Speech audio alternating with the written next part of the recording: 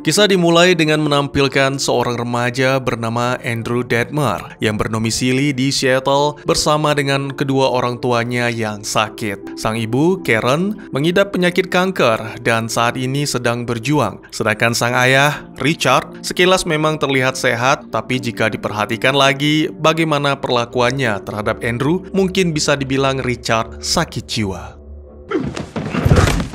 When I say open that door, you open the door. You got it? Call me an idiot, you shit! Did you call me an idiot? Huh?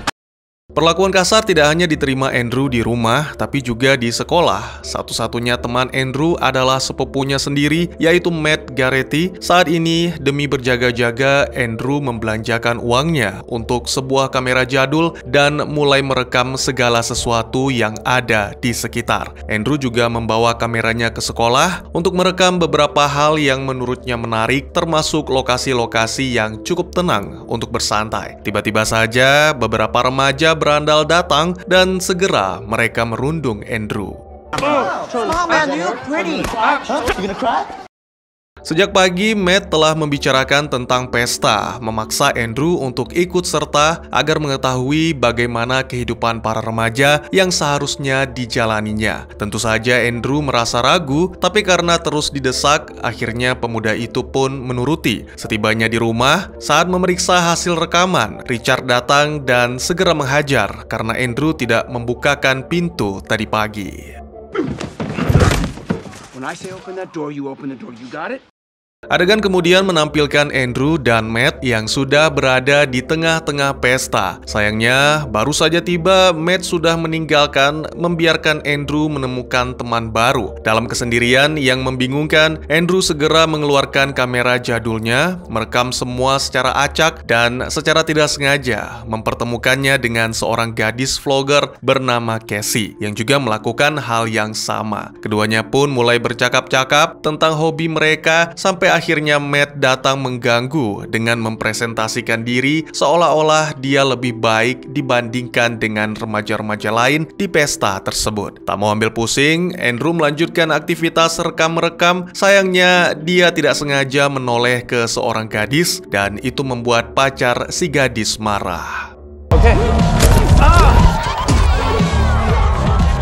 Beberapa saat kemudian, Andrew menyendiri di luar, meratapi hidup yang sepi dengan kesialan yang tiada henti. Seorang pemuda populer, calon ketua OSIS bernama Steve, datang menghampiri. Pemuda itu meminta Andrew untuk bergabung merekam sesuatu yang misterius yang ia temukan bersama Matt di hutan sekitar. Lagi-lagi merasa tidak enak, Andrew pun terpaksa mengikuti, masuk ke dalam hutan, lalu melanjutkan ke dalam lubang besar yang mengeluarkan suara-suara aneh. Tanpa ragu, Steve dan Matt masuk untuk menjelajah, mendorong Andrew juga ikut bersama mereka. Lalu beberapa saat kemudian, ditemukanlah sesuatu seperti kristal dan mengeluarkan cahaya. Kemudian keanehan-keanehan pun mulai terjadi, sampai akhirnya...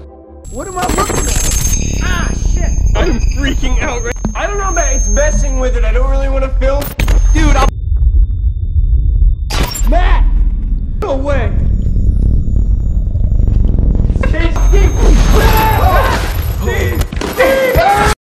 Selamat datang dan selamat berjumpa kembali bersama saya Teguh Gusto. Bagaimanapun kabar dan dimanapun kalian berada, tetap jaga kesehatan dan jaga iman. Terutama buat teman-teman yang menjalankan ibadah puasa di bulan Ramadan. Seperti biasa, saya akan menceritakan tentang sebuah film yang mana kali ini berjudul Chronicle. Sebuah film yang rilis di tahun 2012, disutradarai oleh Josh Trank dan dibintangi oleh para aktor yang kali ini sudah kenalan tentunya melalui mesin pencarian.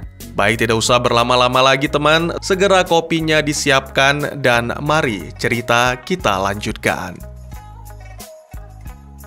Beberapa minggu kemudian, terlihat 3 anak muda yang menjadi tokoh utama kita sedang bersenang-senang bermain lempar bola. Sekilas memang kegiatan tersebut biasa saja atau bahkan mungkin tidak berguna. Tapi ketika tiba pada giliran Andrew, Ya, secara misterius, ketiga pemuda itu telah mendapatkan kekuatan atau kemampuan telekinesis yang masih dalam tahap pengembangan setelah insiden lubang dan kristal misterius. Sebagai efek samping menggunakan kemampuan, ketiganya mengalami mimisan, tapi ya namanya anak muda, tentu hal itu tidak menjadi masalah asalkan bisa melakukan hal-hal yang luar biasa. Ketiganya pun memutuskan untuk mendatangi lokasi lubang yang ternyata kini telah ditutup oleh para petugas keamanan dan menyatakan bahwa kawasan itu tidak aman karena tanahnya tidak stabil. Tak menemukan cara lain untuk mencari tahu asal-usul kekuatan, mereka pun memutuskan untuk melakukan percobaan dengan melakukan hal-hal yang konyol di sekolah. Saat semakin menguasai, Matt berteori bahwa kemampuan ini sama halnya seperti otot pada tubuh yang akan semakin kuat jika semakin sering digunakan. Andrew kemudian mengusulkan agar mereka mendatangi tempat-tempat umum untuk menemukan lebih banyak ide. Di sebuah tos serba, masing-masing dari mereka mulai melakukan kejahilan terhadap para pengunjung, seperti memindahkan troli belanjaan, membuat boneka melayang, mengeluarkan permen dari mulut seseorang, dan memindahkan mobil. Selain itu, diketahui pula bahwa kekuatan tersebut tidak hanya memberikan mereka kemampuan telekinesis, tapi juga semacam kekebalan. Ini terbukti melalui percobaan gila dengan menusuk tangan Matt menggunakan garpu.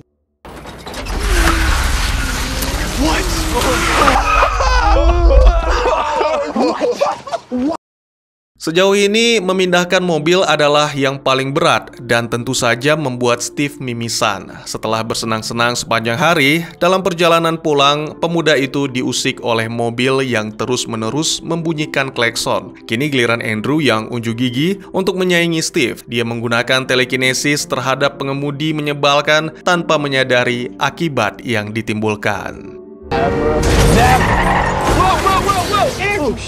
Peristiwa mengerikan tersebut membuat semuanya panik dan Matt benar-benar marah terhadap Andrew, menyalahkannya atas kelalaian. Menyadari bahwa mereka semakin kuat dan semakin sulit untuk dikendalikan, Matt bersikeras bahwa mereka harus membuat peraturan dan menyepakatinya bersama. Salah satunya adalah membatasi penggunaan kekuatan terutama terhadap makhluk hidup. Pada suatu hari, Andrew dan Matt mendatangi tempat pembuangan barang-barang bekas karena diundang oleh Steve. Pada awalnya mereka hanya menemukan mobil Steve dan mulai merasa cemas sampai akhirnya. Hello, boys. What? Bullshit. Are you kidding me? Tentu saja ini hal yang sangat luar biasa meskipun Matt gagal saat mencoba. Tapi bagi Andrew, beda lagi ceritanya. Pemuda itu berhasil pada percobaan pertama, lalu setelah benar-benar menguasai, beberapa waktu kemudian, mereka bertiga terbang layaknya Superman, bermain dengan gembira di atas awan, sampai akhirnya kegembiraan tersebut sirna akibat suatu peristiwa yang menegangkan dan mengancam nyawa. What is that?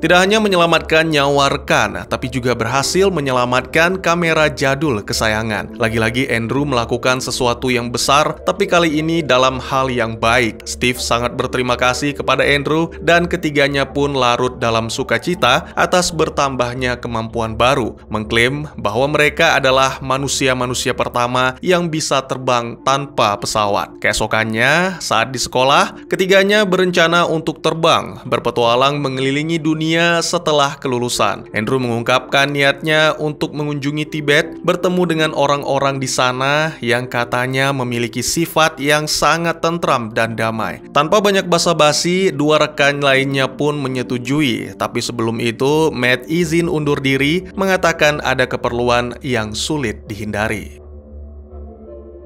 Sebenarnya secara diam-diam, pemuda itu menemui Casey, memberikan sumbangan untuk musibah kekeringan yang dijelaskan di dalam salah satu vlog. Matt mengungkapkan bahwa dirinya ingin berubah menjadi seorang yang lebih peduli terhadap kemanusiaan dan lingkungan di dunia. Terungkap bahwa ternyata semua pengakuan tersebut adalah untuk mengenal Casey lebih dekat, sekaligus mengajaknya kencan. Dan sayangnya, Casey segera menutup pintu. Sementara itu, Andrew dan Steve menikmati pemandangan dari salah satu rooftop gedung di ibu kota. Dalam perbincangan, Andrew mengungkapkan tentang rasa sepi yang melanda sebelum memiliki kekuatan. Bahkan tidak terlalu sering menghabiskan waktu bersama Matt meskipun mereka adalah sepupu. Cerita itu membuat Steve berinisiatif untuk membantu dengan mengajak Andrew berpartisipasi dalam pertunjukan bakat sekolah yang akan diadakan, serta memastikan untuk memandu dalam prosesnya.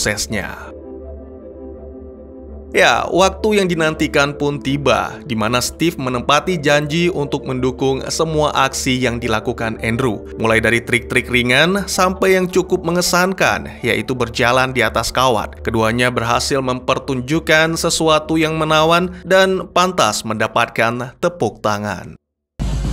No way!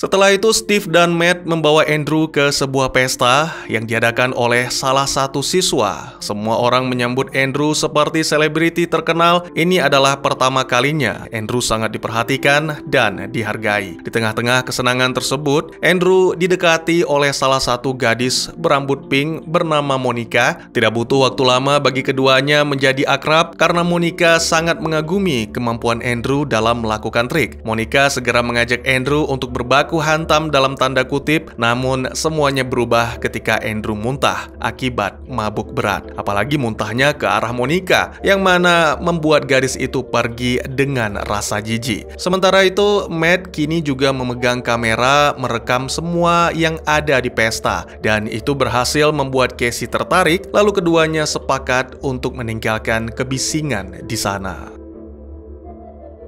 Kembali ke Andrew yang ditemukan oleh Steve dalam kondisi duduk termenung. Steve mencoba menghibur dan menyemangati, namun Andrew-nya malah tersinggung dan pergi. Keesokan harinya, Andrew melanggar peraturan menggunakan kekuatannya pada seekor laba-laba dan dengan kejam mengoyak tubuh serangga malang itu. Tiba-tiba saja ia mendengar sang ibu yang menangis kesakitan sehingga segera Andrew datang untuk membantu. Sementara itu, Richard berada di kamar Andrew, menemukan kamera dan memeriksa rekaman yang tersimpan di dalamnya. Richard kemudian menemui Andrew, memarahinya karena terlalu menghambur-hamburkan uang untuk kesenangan, sementara sang ibu terkapar kesakitan dan tidak bisa mendapatkan perawatan yang layak. Richard pun mulai bertindak kasar, namun kali ini Andrew tidak tinggal diam.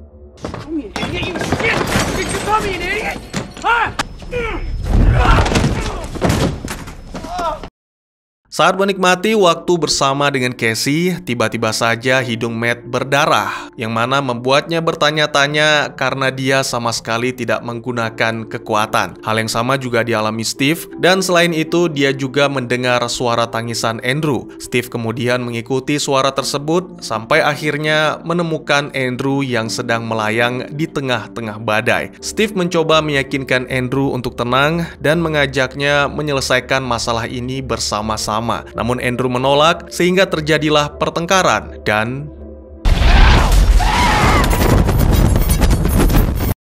adegan kemudian menampilkan sebuah upacara pemakaman yang dihadiri oleh seluruh siswa sekolah. Ya, itu adalah pemakaman Steve. Terlihat semuanya berduka karena Steve adalah orang yang sangat ramah di sekolah. Matt kemudian menghampiri Andrew, menanyakan tentang apa yang terjadi. Namun lagi-lagi Andrew menolak menjelaskan dengan mengatakan tidak terjadi apa-apa lalu segera pergi. Tapi di kesempatan lain, pemuda itu kembali ke makam Steve untuk memohon pengampunan karena sama sekali tidak bermaksud melakukannya. Keesokan harinya saat datang ke sekolah, Andrew menerima perundungan seperti dulu dan bahkan mungkin lebih parah karena peristiwa muntah pada acara pesta meriah. Namun Andrew bukanlah orang yang sama yang hanya diam dan sabar. Beberapa waktu kemudian, ditampilkan Andrew sedang berada di tempat pembuangan, berbicara kepada kameranya tentang evolusi dan konsep apex predator atau pemangsa terkuat. Menurutnya, pemangsa tidak akan merasa bersalah ketika membunuh mangsa. Oleh karena itu, Andrew yang menganggap dirinya sebagai apex predator tidak seharusnya merasa bersalah jika kekuatannya membuat orang lain terluka. Saat malam hari, Matt mendatangi Andrew, menegurnya karena telah melanggar peraturan yang sebelumnya disepakati tentang penggunaan kekuatan. Semakin lama, perdebatan pun semakin memanas dan membuat Matt melayangkan pukulan. Namun dengan cepat, Andrew menghentikan menggunakan telekinesis sehingga Matt pun pergi demi menghindari keributan. Andrew kemudian pergi ke apotek membeli obat untuk sang ibu. Pada momen ini, pemuda itu terkejut ketika mengetahui harganya yang sangat mahal. Beberapa hari dihabiskan Andrew berpikir dan mempertimbangkan tentang cara mendapatkan dana yang diperlukan. Tanpa dampingan dan arahan dari siapapun, membuat Andrew berpikir seenaknya. Sampai akhirnya, pada suatu pagi, setelah sang ayah pergi, Andrew mengenakan pakaian pemadam Richard, lalu mulai melakukan hal-hal yang jahat, seperti merampas uang preman setempat, lalu merampok suatu minimarket yang jaraknya tidak dekat. Come on!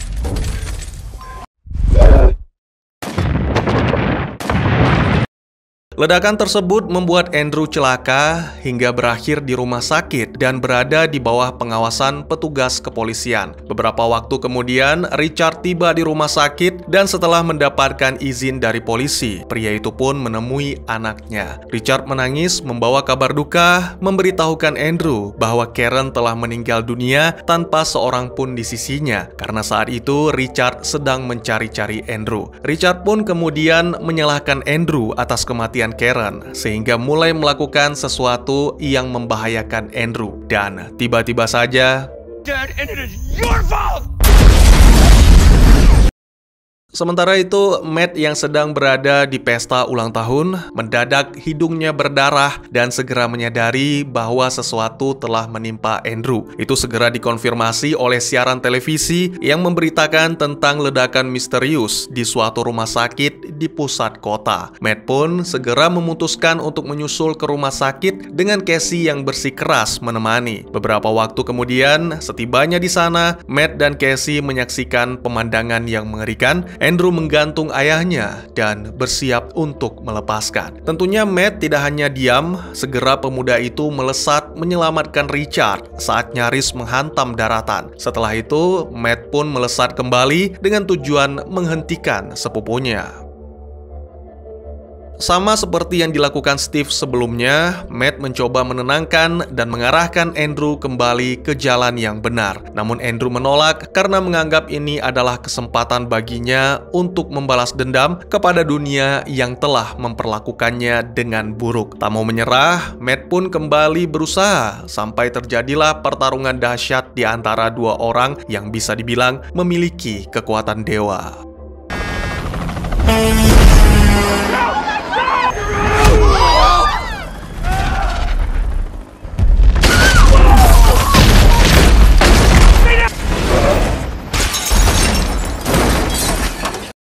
Pada suatu momen ketika pertarungan terhenti, keduanya berada di tempat luas, di mana para petugas kepolisian datang untuk mengepung. Mengabaikan larangan Matt, para petugas pun segera melepaskan tembakan yang mana itu adalah suatu kesalahan fatal dan membuat Andrew semakin marah.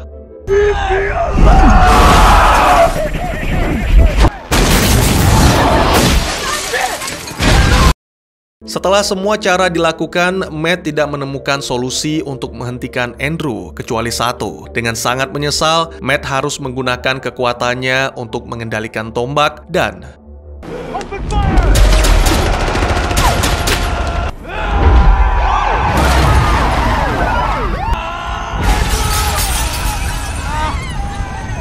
Don't make me do this!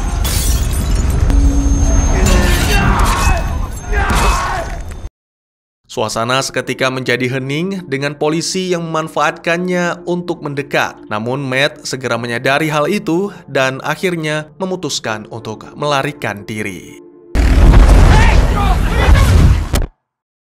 Film pun ditutup dengan menampilkan beberapa hari kemudian di mana Matt sedang berada di pegunungan salju di Tibet, tempat yang sangat ingin dikunjungi oleh Andrew. Dia menyalakan kamera Andrew di sana dan meminta maaf atas segala yang terjadi sebelumnya. Selain itu, Matt juga berjanji akan menggunakan kekuatannya di jalan kebenaran sekaligus mencari tahu apa yang sebenarnya terjadi di lubang misterius sehingga mereka memiliki kekuatan. Sebelum pergi, Matt meletakkan kamera itu sebagai pengganti Andrew dan mengatakan bahwa Andrew telah berhasil.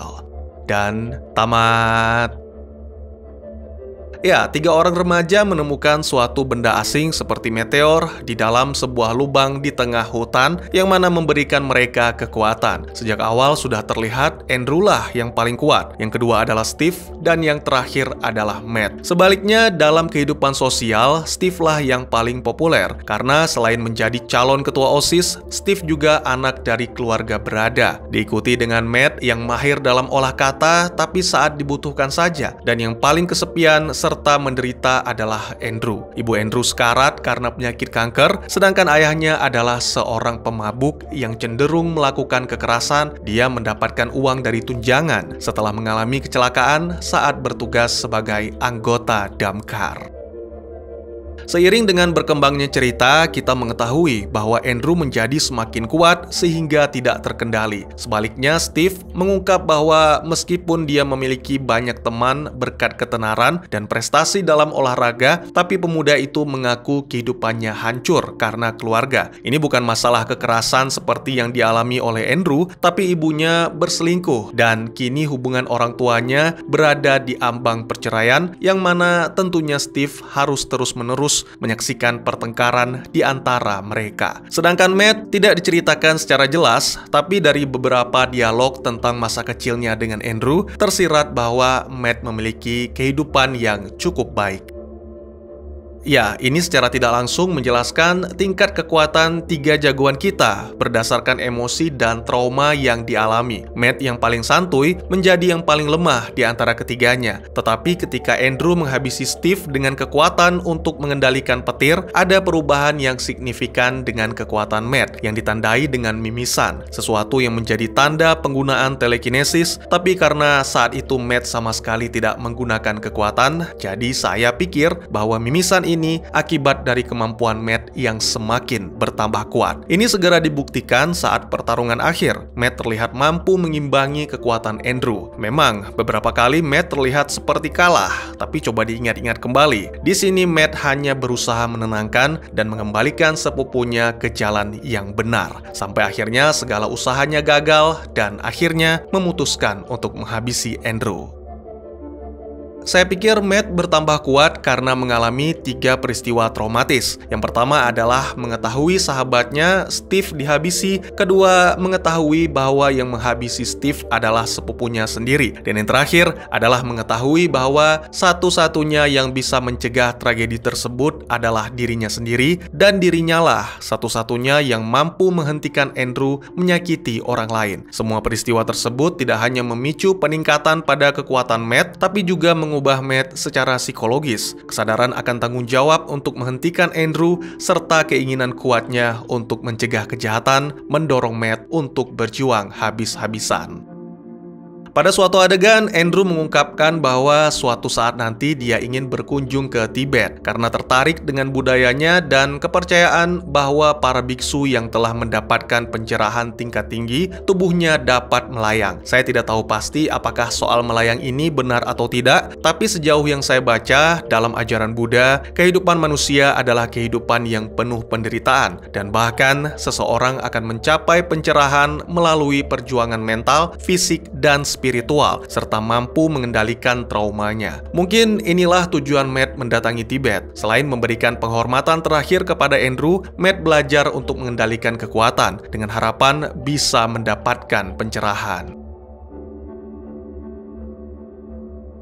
Tidak dijelaskan di dalam film, tapi penulis skenario yaitu Max Landis menjelaskan bahwa Andrew dan teman-teman mendapatkan kekuatan dari MOGO, Massive Organic Geoelectric Objects, yang digambarkan sebagai ras organisme kristal yang memiliki kemampuan berkomunikasi dan beraktivitas melalui gelombang radio. Ini menunjukkan bahwa organisme tersebut memiliki kemampuan mengendalikan dan memanipulasi energi atau frekuensi radio untuk tujuan tertentu. Lebih lanjut dijelaskan bahwa MOGO ini akan memiliki peran penting dalam film-film berikutnya. Oleh karena itu, sang penulis menyimpan penjelasan tersebut untuk sequel. Sayangnya sampai saat ini, sequel tidak pernah terjadi. Dari kabar yang saya dapatkan, sang penulis dikeluarkan dari proyek karena dituduh telah melakukan pelecehan di media sosial. Sangat disayangkan ya.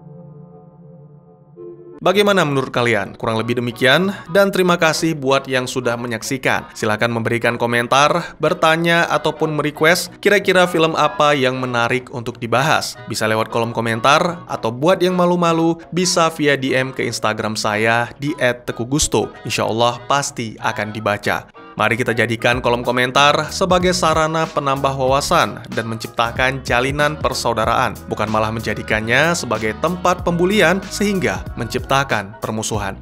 Jangan lupa untuk dukung terus channel ini dengan cara share, like, dan subscribe karena dukungan dari kalian sangat berharga bagi saya demi perkembangan channel ini. Saya Gusto, sampai jumpa di video selanjutnya. Tetap semangat, tetap bersyukur setiap hari. Dadah!